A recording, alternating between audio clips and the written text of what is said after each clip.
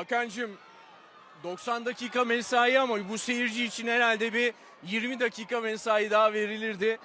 Hakikaten bütünleştiniz. Bursa'da taçlandı bu seyirci şovu. Öncelikle yani bu Kırmızı Deniz için neler söyleyeceksin kaptan? Vallahi ilk öncelikle Bursa taraftarına teşekkür etmek istiyorum. Isınmadayken Kenan'la Meri ile görüştüm. Yani ben bunu İtalya'da görmedim. Çok güzeldi. Özellikle Kurtlar Vadisi müziğinde bayağı tüylerim diken diken oldu. Biz de yayında aynıydık. Vallahi abi. çok güzel bir görüntüydü. Muhteşem, onlara teşekkür etmek istiyorum.